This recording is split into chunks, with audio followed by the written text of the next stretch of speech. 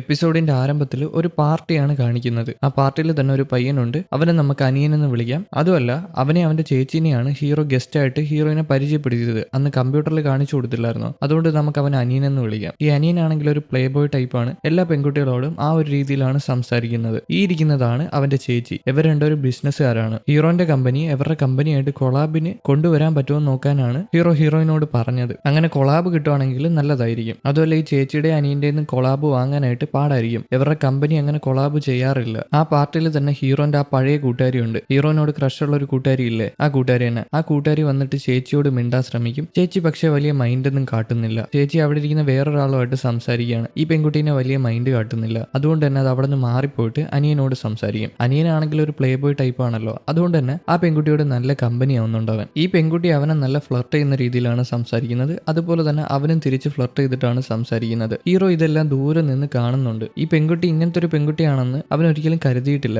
അതുമല്ല, അവൾ അങ്ങനത്തെ ഒരു പെൺകുട്ടിയല്ല. അവൾ എന്താണ് ഇങ്ങനെ പെരുമാറുന്നതെന്ന് ഹീറോയ്ക്ക് മനസ്സിലാവുന്നില്ല. ഹീറോ നോക്കി നിൽക്കവേ തന്നെ ഈ പെൺകുട്ടിയാണെങ്കിൽ അവിടെ ഇരിക്കുന്ന ഒരു സോസും ഹണിയും കൂടെ മിക്സ് ചെയ്ത് ഗ്ലാസ്സിൽ ഒഴിക്കും. എന്നിട്ട് ഈ പ്ലേ ബോയ്ക്ക് കൊടുക്കും. അനിയനില്ലേ, അവന് കൊടുക്കും. ഇതിന്റെ പ്രത്യേകത എന്താന്ന് വെച്ചാൽ ഇത് കുടിച്ചാൽ കെട്ടിറങ്ങും. കുടിക്കുന്ന കള്ള് ദേഹത്ത് പിടിക്കത്തില്ല. അതെടുത്ത് അവന് കൊടുക്കും. ആ സമയം നമ്മളൊരു ഫ്ലാഷ് ബാക്ക് കാണിക്കും. പണ്ട് ഹീറോയും വേറൊരു പെൺകുട്ടിയും കൂടെ ഏതോ ഒരു പാർട്ടിക്ക് പോണതിന് മുമ്പ് ഇത് കണക്ക് സോസും ഹണിയും മിക്സ് ചെയ്ത് കുടിച്ചിട്ടുണ്ടായിരുന്നു. അത് ഏത് പെൺകുട്ടിയാണെന്ന് അറിയാൻ പാടില്ല. എന്തായാലും പ്രസന്റിലോട്ട് വന്നാൽ ഇത് അവനെടുത്ത് കൊടുക്കും. അവൻ കുടിക്കുന്നുണ്ട്. ഇവൻ അതെടുത്ത് കുടിക്കുമ്പോൾ കുറച്ച് സോസ് അവന്റെ ഷൂയിൽ വീഴും. ഈ പെൺകുട്ടിയാണെങ്കിൽ ഒരു മടിയും കൂടെ അതൊരു ടിഷ്യൂ എടുത്ത് അവന്റെ കാല് തുടച്ചു കൊടുക്കുകയാണ്. ഇത് ഹീറോ ദൂരെ നിന്ന് കാണുന്നുണ്ട്. ഇവൾ എന്താണ് ഇങ്ങനെ ചെയ്യുന്നതെന്ന് അവന് മനസ്സിലാവുന്നില്ല. അവൾ ഇങ്ങനത്തെ ഒരു പെൺകുട്ടിയല്ല. ഇപ്പൊ ഈ പ്ലേ ബോയിനെ ഒരാൾ വന്ന് വിളിക്കും, വേറെന്തോ ആവശ്യത്തിനായിട്ട്, വേറെ ആൾക്കാരെ പരിചയപ്പെടാനായിട്ട്. അതുകൊണ്ട് തന്നെ അവൻ അവിടെ നിന്ന് ടാറ്റയും പറഞ്ഞിട്ട് പോകും. അവൻ പോയ ഉടനെ ഹീറോ ഈ പെൺകുട്ടീനെ വന്ന് കാണും. അതായത് കൂട്ടുകാരിയോട് എന്താ നീ ഇങ്ങനെ പെരുമാറുന്നതെന്ന് ചോദിക്കും. ഈ പെൺകുട്ടി ഇങ്ങനെ പെരുമാറാൻ കാരണം കമ്പനിക്ക് അവരുടെ കൊളാബ് കിട്ടാൻ വേണ്ടിയിട്ടാണ്. ആ കൊളാബ് കിട്ടാൻ വേണ്ടിയിട്ടാണ് ഇങ്ങനെ പെരുമാറുന്നത്. അതായത് അവനോട് ഫ്ലർട്ട് ചെയ്ത് സംസാരിക്കുന്നതും അവന്റെ കാല് തുടച്ചു കൊടുക്കുന്നതും അതൊക്കെ. ഹീറോ ഇതൊന്നും ചെയ്യേണ്ട ആവശ്യമില്ല എന്ന് പറയും. എന്നാൽ അവള് പറയും അവൾക്ക് കുഴപ്പമൊന്നുമില്ല. കാരണം അവൾ ആ കമ്പനിയിൽ വർക്ക് ചെയ്യുമ്പോൾ ആ കമ്പനിക്ക് ലാഭം ഉണ്ടാക്കുന്ന എന്തെങ്കിലുമൊക്കെ ചെയ്യണമെന്ന്. പക്ഷെ ഹീറോയ്ക്ക് ഇത് ഇഷ്ടപ്പെട്ടിട്ടില്ല കേട്ടോ. ആ പെൺകുട്ടി അങ്ങനെയൊന്നും ചെയ്തതേ. ആ പെൺകുട്ടിക്ക് എന്തോ ഒരു തിരക്കുണ്ടെന്ന് പറഞ്ഞിട്ട് കൂട്ടുകാരി അവിടെ നിന്ന് മാറിപ്പോകും. ഹീറോയെ വിഷമിപ്പിക്കാൻ വേണ്ടി മനഃപൂർവ്വം ചെയ്യുന്നതാണോ എന്നൊരു ഡൗട്ട് ഉണ്ട് ആ പെൺകുട്ടി. ഹീറോ ഈ പെൺകുട്ടിയൊക്കെ ആയിട്ട് നേരത്തെ എന്തൊക്കെയോ കണക്ഷൻ ഉണ്ട്. അത് നമുക്ക് മുൻപോട്ട് പോകുമ്പോൾ മനസ്സിലാക്കാം. ഈ കൂട്ടുകാരിയാണെങ്കിൽ നേരെ വീണ്ടും ആ പ്ലേ ബോയിന്റെ അടുത്താണ് പോകുന്നത്. പ്ലേ ബോയിന്റെ കൈയും പിടിച്ച് അങ്ങനെ നടക്കുകയാണ്. ഹീറോ നേരെ ചെല്ലുന്നത് ആ പെൺകുട്ടിയുടെ അടുത്താണ്. ആ ചേച്ചിയില്ലേ, ആ ബിസിനസ് നടത്തുന്ന ചേച്ചിയോട് ചെന്ന് ഹായ് പറയും. ആ നേരെ ഹീറോയിൻ അങ്ങോട്ട് വരും. ഹീറോയിൻ ആണെങ്കിൽ സാധാ ഡ്രസ്സാണ് ഇട്ടുകൊണ്ട് വന്നിരിക്കുന്നത്. പാർട്ടി വിയർ അല്ല. അവൾ ഏതോ ക്യാമ്പിനെ കണ്ട ബൂട്ടാണ് അങ്ങോട്ട് വന്നത്. ഹീറോ ഇത് കാണുന്നുണ്ട്. ഹീറോ അതാണ് എന്റെ ഭാര്യ എന്ന് പറഞ്ഞിട്ട് അവളടുത്തോട്ട് ഓടിച്ചെല്ലും. അവൻ ഇതൊന്നും ഒരു വിഷയമല്ല കേട്ടോ, ഈ ഡ്രസ്സിൽ വന്നതൊന്നും. അങ്ങനെ ഹീറോയിനും ആ പെൺകുട്ടിയായിട്ട് പരിചയപ്പെടും. ചേച്ചിയില്ലേ, ഹീറോയ്ക്ക് എന്തോ തിരക്ക് കാരണം അവ മാറിപ്പോകും. ഹീറോയിൻ ആണെങ്കിൽ അവരുമായിട്ട് സംസാരിക്കും. ഹീറോയിന്റെ ഒരു ഇൻസ്പിറേഷണൽ ലേഡിയാണ് അവര്. കാരണം അവര് ജേർണലിസത്തിലാണ് വർക്ക് ചെയ്യുന്നത്. നീ എന്താ ഈ വേഷത്തിൽ വന്നേക്കുന്നതെന്ന് ചേച്ചി ചോദിക്കും. ഹീറോയിൻ പറഞ്ഞു കൊടുക്കും. അവൾ ഏതോ ഒരു ക്യാമ്പിന് പോയിട്ട് വന്നെയാണ്. എന്റെ പോക്കറ്റിൽ ഇങ്ങനത്തെ സാധനങ്ങളൊക്കെ ഉണ്ട്, പവർ ബാങ്ക് ഉണ്ട്, കത്രികയുണ്ട്, കത്തിയുണ്ട് എന്നൊക്കെ കാണിച്ചു കൊടുക്കുകയാണ്. ഇതൊക്കെ കണ്ട് ആ ചേച്ചി ഇംപ്രസ് ആവും. കാരണം ചേച്ചി തുടക്കകാലത്ത് ഇങ്ങനെ ആയിരുന്നു. കറക്റ്റ് ഹീറോയിന്റെ സ്വഭാവമായിരുന്നു. ഇത് കണ്ടപ്പോൾ ചേച്ചി ഒരുപാട് ഇംപ്രസ് ആയി. ഹീറോയിനോട് പറയും, എന്റെ വേറെ പാർട്ടി വിയർ ഉണ്ട്, എന്റെ ഒരു അടിപൊളി ഡ്രസ് ഉണ്ട്, അത് നിനക്ക് മാച്ച് ആവും, നീ എന്റെ കൂടെ വരുവാണെങ്കിൽ നമുക്ക് പോയി ഡ്രസ്സ് മാറാമെന്ന്. അങ്ങനെ ഹീറോയിനെയും വിളിച്ചുകൊണ്ട് ചേച്ചി അവിടെ നിന്ന് മാറിപ്പോകും ഡ്രസ്സ് മാറാനായിട്ട്. എന്നാൽ മറ്റേ പെൺകുട്ടിയില്ലേ, അതായത് കൂട്ടുകാരി ഇതെല്ലാം ദൂരെ നിന്ന് നോക്കുന്നുണ്ട്. അവൾക്ക് നല്ല വിഷമാവുന്നുണ്ട്. കാരണം അവളെ കൊണ്ട് കൂട്ടുകൂടാൻ പറ്റിയില്ല, എന്നാൽ ഹീറോയിനെ കൊണ്ട് കൂട്ടുകൂടാൻ പറ്റി. അതുകൊണ്ട് തന്നെ ആ വിഷമം അവളുടെ മനസ്സിലുണ്ട്. ഹീറോയിനെ കൊണ്ടുവന്ന് അവൾക്കൊരു കറുത്ത ഡ്രസ്സ് ഇട്ട് കൊടുക്കും. കാണാൻ നല്ല രസമുണ്ട്. അവൾ അതിട്ടിട്ട് ഈ ലേഡിയുടെ അടുത്ത് വന്നിരിക്കും. ലേഡി അവളോട് നേരിട്ട് മുഖത്ത് നോക്കി തന്നെ ചോദിക്കും, നീ എന്നെ ഇംപ്രസ് ചെയ്യാൻ വേണ്ടിയിട്ടല്ലേ ആ ഡ്രസ്സിൽ വന്നത്? നിന്റെ ഹസ്ബൻഡിന്റെ കമ്പനിയിലോട്ട് എനിക്ക് കൊളാബ് കൊടുക്കാൻ വേണ്ടിയിട്ട്, അതിനല്ലേ നീ ആ ഡ്രസ്സ് ഇട്ട് വന്ന് എന്നെ ഇംപ്രസ് ചെയ്തതെന്ന്. ഹീറോയിൻ കള്ളമൊന്നും പറയാൻ നിൽക്കുന്നില്ല. അതിന് തന്നെയാണ് ഹീറോയിൻ അങ്ങനെ വന്നത്, ഈ ലേഡീനെ ഇംപ്രസ് ചെയ്യാനായിട്ട്. ഈ ലേഡിയെ കുറിച്ച് പഠിച്ച് മനസ്സിലാക്കിയതാണ് ഹീറോയിൻ അവരോട് ക്ഷമ ചോദിക്കും. അതൊന്നും സാരമില്ല, എനിക്ക് നിന്നെ ഇഷ്ടപ്പെട്ടു, ഞാൻ ഒരുപാട് ഇംപ്രസ് ആയെന്ന ലേഡി പറയും. ഹീറോയിൻ എന്നാ പിന്നെ നിങ്ങൾക്ക് ഒരു ഗിഫ്റ്റ് തരട്ടോ എന്ന് ചോദിച്ചിട്ട് ഒരു ഗിഫ്റ്റ് എടുത്ത് കൊടുക്കും. ഒരു ഡയറിയാണ്. ഈ ലേഡി പണ്ട് ജേർണലിസത്തിൽ വർക്ക് ചെയ്തിട്ടുണ്ടായിരുന്നു. ആ കാലഘട്ടത്തിലേക്ക് എടുത്ത കുറെ ഫോട്ടോ ഉണ്ട് ഇവരുടെ. ഹീറോയിന്റെ ഒറിജിനൽ ആയിട്ടുള്ള ഇൻസ്പിറേഷണൽ ലേഡിയാണ് ഇവര്. അതൊക്കെ അവരോട് പറയും. ഇവർക്ക് ആ ഗിഫ്റ്റ് ഒരുപാട് ഇഷ്ടപ്പെട്ടു. കാരണം ഇവരുടെ പഴയ ഫോട്ടോയും എല്ലാം അതിനകത്തുണ്ട്. പിന്നെ ഹീറോയിന്റെ ഇൻസ്പിറേഷണൽ ലേഡി എന്ന് പറഞ്ഞപ്പോൾ അതുകൊണ്ടും അവർക്ക് ഒരുപാട് ഇഷ്ടപ്പെട്ടു. പിന്നെ ഹീറോയിൻ ഇൻസ്പിറേഷണൽ ലേഡിയാണെന്ന് കള്ളം പറഞ്ഞല്ല, അവള് മനസ്സിൽ തൊട്ട് തന്നെ പറഞ്ഞതാ. ഈ നേരം കൂട്ടുകാരിയാണെങ്കിൽ ആ അനിയൻ പ്ലേ ബോയ് ആയിട്ട് വേറെ കുറെ ആൾക്കാരുമായിട്ട് കൂടി നിന്നിട്ട് മദ്യം കഴിക്കുകയാണ്. ഇവള് ചുമ്മാ അങ്ങനെ കഴിച്ചുകൊണ്ടിരിക്കുകയാണ് അവനെ ഇംപ്രസ് ചെയ്യാനായിട്ട്. കമ്പനിക്ക് വേണ്ടിയിട്ടാണ്, പക്ഷെ ഹീറോയ്ക്ക് ചെറിയൊരു വിഷമം കൊടുക്കാൻ വേണ്ടിയിട്ടാണ്. ഹീറോ ഇതെല്ലാം മാറി നിന്ന് കാണുന്നുണ്ട്. ആ പെൺകുട്ടി മദ്യം കുടിക്കുന്നതേ ഇത്രയൊന്നും കുടിക്കാൻ പാടില്ല, ലാസ്റ്റ് ബോഡി വീക്കായി പോകും. ഹീറോ ഇതൊക്കെ നോക്കി നിൽക്കുമ്പോഴായിരിക്കും ഹീറോയിനും ലേഡി അങ്ങോട്ട് വരുന്നത്. പിന്നീട് ഹീറോ ഇതൊന്നും മൈൻഡ് ചെയ്യാതെ അവരുടെ അടുത്ത് ചെല്ലും. ഹീറോ ഹീറോയിന്റെ വേഷം കണ്ടിട്ട് നീ ഒരുപാട് സുന്ദരിയായിട്ടുണ്ടെന്ന് പറയും. ഹീറോന്റെ ഗസ്റ്റ് ആണല്ലോ ഈ ലേഡി, അതുകൊണ്ട് തന്നെ ആ ലേഡിയോട് ചോദിക്കും ഹീറോയിൻ ഒരു ഇന്റർവ്യൂ കൊടുത്തൂടെ എന്ന്. ആ ലേഡി അതിന് സമ്മതിക്കും. അങ്ങനെ ഒരു ഇന്റർവ്യൂ കിട്ടുവാണെങ്കിൽ ഹീറോയിൻ കരിയറിൽ കുറച്ചുകൂടെ മുന്നേറും. അതുകൊണ്ടാണ് ഹീറോ അങ്ങനെ ചോദിച്ചത്. ആ ലേഡി അതിന് സമ്മതിച്ചു. കാരണം ആ ലേഡിക്ക് ഹീറോയിൻ ഒരുപാട് ഇഷ്ടപ്പെട്ടു. ഇത് കഴിഞ്ഞ് ഹീറോ വാഷ്റൂമിൽ ചെല്ലുമ്പോൾ അവിടെ ശബ്ദം കേൾക്കാണ്, ആരോ ഓക്കാനിക്കുന്ന ശബ്ദം. ചെന്ന് നോക്കുമ്പോൾ കൂട്ടുകാരിയാണ്. അവള് മദ്യം അടിച്ചടിച്ച് അവൾക്കിപ്പം ഛർദിൽ നിർത്താൻ പറ്റുന്നില്ല, ഛർദിച്ചുകൊണ്ടിരിക്കുകയാണ്. ഹീറോ അടുത്ത് ചെന്നിട്ട് അവൾക്ക് ടിഷ്യൂ എടുത്തു കൊടുക്കും, വാ തുടയ്ക്കാനായിട്ട്.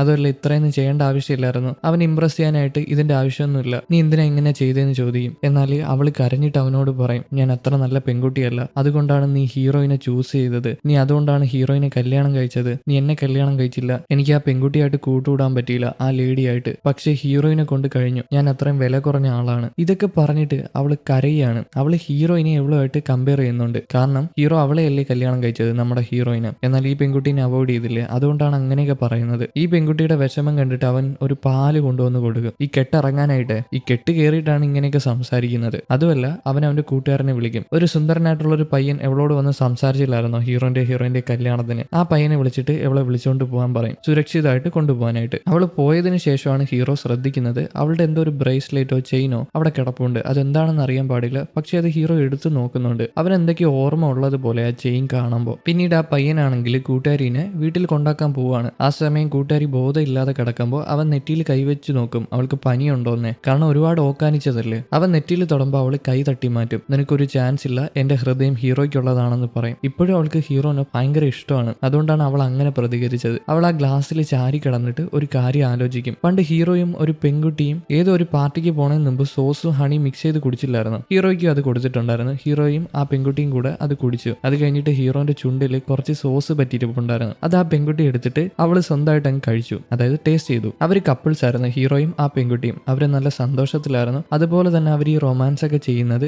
ഈ പെൺകുട്ടി, അതായത് കൂട്ടുകാരി കണ്ടിട്ടുണ്ടായിരുന്നു. കൂട്ടുകാരി അവിടെ ഇരിപ്പുണ്ടായിരുന്നു. കൂട്ടുകാരിനെ ഹീറോ വിളിക്കും എവിടെ പോവാനായിട്ട്. ഇവരെല്ലാരും കൂടെ എവിടെ പോവാൻ നിന്നെയാണ്. എന്താ സംഭവം എന്ന് അറിയാൻ പാടില്ല, മുൻപോട്ട് പോകുമ്പോൾ മനസ്സിലാക്കാം. ഇതൊക്കെ ആലോചിച്ച് അവൾ കാറിൽ പൊയ്ക്കൊണ്ടിരിക്കുകയാണ്. അതുപോലെ തന്നെ ഹീറോ ഈ കാര്യങ്ങളൊക്കെ ആലോചിക്കുന്നുണ്ട്. അവന്റെ കയ്യിൽ ഒരു ചെയിനും ഉണ്ട്. ഏത് ചെയിനാന്ന് മനസ്സിലായോ? ആ പെൺകുട്ടിയുടെ ചെയിൻ തന്നെ, കൂട്ടുകാരിയുടെ ചെയിൻ തന്നെ. ആ നേരം ഹീറോയിൻ അങ്ങോട്ട് വരും. ഹീറോയിൻ വരുമ്പോൾ അവൻ ഹീറോയിൻ കാണാതിരിക്കാനായിട്ട് ആ ചെയിൻ എടുത്ത് ഒളിപ്പിച്ച് പോക്കറ്റിൽ വെക്കും. ഹീറോയിൻ വന്നിട്ട് ഹീറോയിനോട് പറയും, എന്തിനാ അവരുമായിട്ട് ഇന്റർവ്യൂ അറേഞ്ച് ചെയ്തത്? ഞാൻ അത്ര നല്ല പെൺകുട്ടിയാണോ? എന്നെ കൊണ്ട് അതിന് കഴിയോ? എനിക്ക് അത്രയും കഴിവുണ്ടോ? ഇത് കേൾക്കുന്ന ഹീറോ പറയും, നീ എന്റെ ഭാര്യയാണ്, നിന്നെ കൊണ്ട് എന്തായാലും കഴിയും, നിന്നെ കൊണ്ട് കീഴടക്കാൻ പറ്റും, അല്ലെങ്കിൽ ഞാൻ നിന്റെ കൂടെ കാണും, അതുകൊണ്ട് നീ പേടിക്കേണ്ട, നീ ഇന്റർവ്യൂ എടുത്താൽ മാത്രം മതി എന്ന് പറഞ്ഞിട്ട് ഹീറോയിനെ സമാധാനിപ്പിച്ച് അവൻ ഹീറോയിനെ വിളിച്ച് അവിടെ നിന്ന് പോകും. പിറ്റേന്ന് ഹീറോ അവളെ കാണാൻ വന്നിട്ടുണ്ട്. ആരെ? ഇന്റർവ്യൂ ചെയ്യുന്ന ആ ലേഡി ഇല്ലേ, അവരെ കാണാൻ വന്നിട്ടുണ്ട്. അവര് ഹീറോയിനുമായിട്ട് സംസാരിച്ചിട്ടുണ്ട്. അവര് പറയും, ഞാൻ ഹീറോയിനുമായിട്ട് സംസാരിച്ച പരിചയം കൊണ്ടല്ല നിങ്ങളുടെ കമ്പനി ചൂസ് ചെയ്തത്, പക്ഷെ ഞങ്ങൾ ചൂസ് ചെയ്ത 4 കമ്പനികളിൽ ഒന്നാണ് നിങ്ങളുടെ കമ്പനി. എന്നാലും അത് നമുക്ക് ഒത്തുപോകത്തില്ല. കാരണം നിങ്ങളുടെ കമ്പനി ഒരുപാട് പിറകിലാണ്, കോമ്പറ്റീഷനുള്ള വേൾഡിൽ പിടിച്ചു നിൽക്കത്തില്ല, അതുകൊണ്ട് നമുക്ക് ബിസിനസ്സിന് താല്പര്യമില്ല എന്ന് ഇവര് വളഞ്ഞ വഴിയിലാണ് പറയുന്നത്. ഹീറോയ്ക്ക് വിഷമാവാത്ത രീതിയിൽ.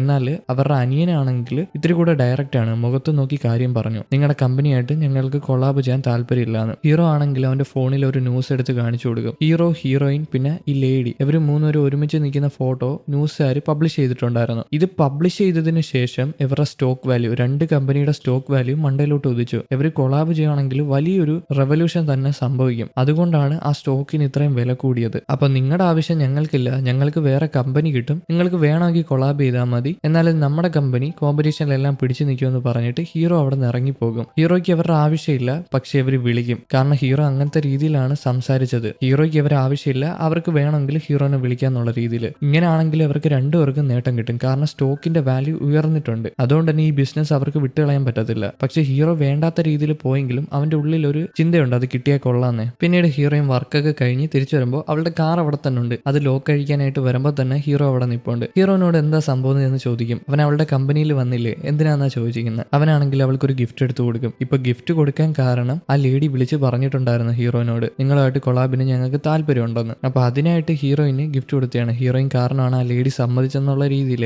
എന്നാൽ ഹീറോയിൻ പറയും, അതെല്ലാം നിങ്ങളുടെ കഴിവാണ്, എന്റെ കഴിവല്ല, ഞാൻ അവരോട് ജസ്റ്റ് സംസാരിച്ചെന്നേ ഉള്ളൂ, എനിക്ക് ഇത്രയും വലിയ ഗിഫ്റ്റിന്റെ ആവശ്യമൊന്നും ഇല്ലാന്ന്. എന്നാൽ ഹീറോ, നിനക്ക് ഇത് ആവശ്യമുണ്ടെന്ന് പറഞ്ഞിട്ട് അവൾക്ക് വെച്ചു കൊടുക്കും. പിന്നീട് ഹീറോയിൻ കാർ എടുത്ത് അവിടെ നിന്ന് പോകും. ഹീറോയിന്റെ കാർ എടുക്കുന്നില്ല, ഹീറോയിന്റെ കാറിലാണ് രണ്ടുപേരും പോകുന്നത്. ഇവൾക്കാണെങ്കിൽ ആകെ നല്ല കുറ്റബോധമുണ്ട്. കാരണം ഹീറോയിനോട് കള്ളങ്ങളൊക്കെ മറച്ചു വെക്കുന്നില്ലേ. അതുമല്ല ഹീറോന്റെ സ്നേഹത്തിന്റെ മുമ്പിൽ അവൾ കീഴടങ്ങി. ഹീറോ ഇത്രയും സ്നേഹിക്കുമ്പോൾ അവൾ കള്ളം പറയുന്നത് ശരിയാണോ എന്നുള്ളൊരു തോന്നലൊക്കെ അവളുടെ മനസ്സിലോട്ട് വന്നു തുടങ്ങിയിട്ടുണ്ട്. കട്ട് ചെയ്താൽ ഒരു ബാങ്കാണ് കാണിക്കുന്നത്. ഏത് ബാങ്കാന്ന് മനസ്സിലായോ? സിസ്റ്ററിന്റെ ആദ്യത്തെ വരനില്ലേ, അവൻ വർക്ക് ചെയ്യുന്ന ബാങ്ക്. അവിടെ കുറെ ലേഡികൾ ഓരോ കാര്യങ്ങൾ സംസാരിച്ച് പോവാണ്. നിങ്ങൾ അറിഞ്ഞോ, ഇവിടെ വർക്ക് ചെയ്യുന്ന അവനില്ലേ, അവന്റെ ഫിയാൻസിയോ ആരോ ഒരാളുടെ കൂടെ പോയി, അവരിപ്പോ സിറ്റിയിൽ അടിച്ചു പൊളിക്കുകയാണെന്ന്. ഈ പരദൂഷണങ്ങളൊക്കെ പറഞ്ഞ് ഈ ലേഡികൾ പോകുമ്പോൾ അവൻ അവിടെ നിന്ന് ഇത് കേൾക്കുന്നുണ്ട്. അവൻ സൈഡിൽ നിൽപ്പുണ്ടായിരുന്നു, എന്നാൽ ഈ ലേഡികൾ അത് കണ്ടിട്ടില്ലായിരുന്നു. അവൻ ഇത് കേൾക്കുമ്പോൾ ഒരുപാട് വിഷമായി. അവൻ എന്താ ചെയ്തതെന്ന് വെച്ചാൽ ഡോക്ടറിനെ പോയി കാണും. ഡോക്ടർ എന്താ അസുഖമെന്ന് ചോദിക്കും. അവൻ പറയും എനിക്ക് ഹൃദയവേദനയാണ്. അയ്യോ അത് ഇവിടെ അല്ല, അത് കാർഡിയോളജി ഡിപ്പാർട്ട്മെന്റ്. അവൻ മാസ്ക് ഊരി കാണിച്ചിട്ട് നീ എന്റെ പെണ്ണിനെ തട്ടിയെടുക്കുമല്ലോടാന്ന് ചോദിക്കും. എന്നാൽ ഡോക്ടറിന് ഇതുവല്ലോ അറിയാമോ? ഇവൻ ബഹളം വെക്കുമ്പോൾ ഡോക്ടർ സെക്യൂരിറ്റിനെ വിളിക്കാനായിട്ട് നേഴ്സിനെ പറഞ്ഞുവിടും. നേഴ്സ് വന്ന് ഡോറ് തുറക്കുമ്പോൾ നമ്മുടെ സിസ്റ്റർ അവിടെ നിൽപ്പുണ്ട്. സിസ്റ്റർ വരനെ കണ്ടിട്ട്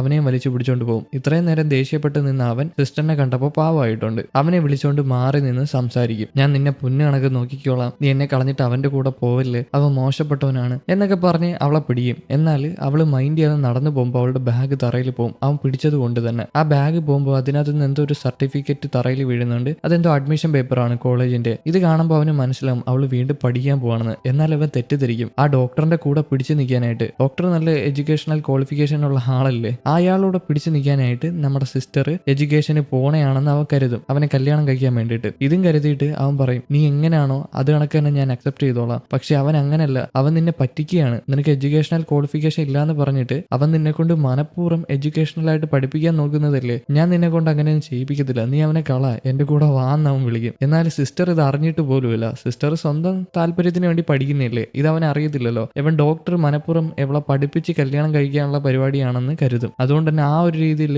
സിസ്റ്ററിനോട് സംസാരിക്കുമ്പോൾ സിസ്റ്റർ ആണെങ്കിൽ അവനോട് ദേഷ്യപ്പെടും. ഈ ബഹളം എല്ലാം കേട്ട് ഡോക്ടർ അങ്ങോട്ട് വരും. സിസ്റ്റർ അവനെ അടിക്കാൻ പോയതായിരുന്നു. ഡോക്ടർ പിടിച്ചു നിർത്തും. ഇതൊരു ഹോസ്പിറ്റലാണ്, അങ്ങനെ ചെയ്യാൻ പാടില്ല എന്ന്. ഡോക്ടറിനെ കണ്ട ഉടനെ വരം പറയും നിനക്കൊരു കാര്യം അറിയാമോ, അവളുടെ ഫസ്റ്റ് ലവ് ആണ് ഞാൻ, അതുപോലെ എന്റെ ഫസ്റ്റ് ലവ് ആണ് അവള്. അതുകൊണ്ട് തന്നെ നിനക്ക് അവളെ തട്ടിയെടുക്കാൻ പറ്റത്തില്ല. നമ്മുടെ രണ്ടുപേരുടെ ബോണ്ട് അത്ര സ്ട്രോങ് ആണ്. ഇതൊക്കെ കേൾക്കുമ്പോൾ ഡോക്ടറൊന്നും മനസ്സിലാവത്തില്ല. സിസ്റ്റർ പറയും അവന് ഭ്രാന്താണെന്ന്. കട്ട് ചെയ്താൽ നമ്മുടെ ഹീറോയിനെയാണ് കാണിക്കുന്നത്. ഹീറോയിന് കുറച്ച് ആൾക്കാർ ഒരു ഡ്രസ്സും പിന്നെ ഒരു ബൊക്കയും കൊണ്ട് കൊടുക്കും. കാരണം ഹീറോയിന്റെ ബർത്ത്ഡേ ആണ്. അത് കൊടുത്തു വിട്ടത് ഹീറോയാണ്. ബർത്ത്ഡേക്ക് ഇടാനായിട്ട് ഹീറോ കൊടുത്തു വിട്ട ഡ്രസ്സാണ്. ആ പൂവിനകത്ത് തന്നെ ഒരു പേപ്പർ എഴുതി വെച്ചിട്ടുണ്ട് ഹീറോന്റെ സ്റ്റുഡിയോയിലോട്ട് വരാൻ. ആ ചെടിയൊക്കെ ഉള്ള സ്ഥലമില്ലേ അങ്ങോട്ട് ചെല്ലാനായിട്ട്, ബർത്ത്ഡേ ആഘോഷിക്കാനായിട്ട്. ഹീറോ ആ സ്റ്റുഡിയോയിൽ ഇരിപ്പുണ്ട്. അവനാണെങ്കിൽ ഹീറോയിന്റെ ബർത്ത്ഡേ ആഘോഷിക്കാനായിട്ട് അവിടെ ഇരിക്കുമ്പോൾ അവന്റെ ഫോണില്ലാത്തോട്ട് കോള് വരും. വിളിച്ചത് കൂട്ടുകാരിയാണ്. എന്നിട്ട് അവൾ എന്തൊക്കെയോ പറയും. ഏതോ ഒരു പയ്യനെ കണ്ടു, അവനാണെങ്കിൽ വളർന്ന് വലുതായിരുന്നു, അവന് പൊക്കം വെച്ചെന്നു. എന്താണെന്ന് നമുക്ക് മനസ്സിലാവത്തില്ല, പക്ഷെ ഹീറോയ്ക്ക് മനസ്സിലായി. ഹീറോ ആകെ ടെൻഷനായിട്ട് നേരെ അവളെടുത്ത് ചെല്ലും. അവളോട് ചോദിക്കും നീ എന്തിനാ ഇങ്ങനെ ചെയ്യുന്നത്, എന്റെ കല്യാണം കഴിഞ്ഞതല്ലേ, ഇനിയെങ്കിലും വെറുതെ വിട്ടുകൂടെന്ന്. ഹീറോ നല്ല രീതിയിൽ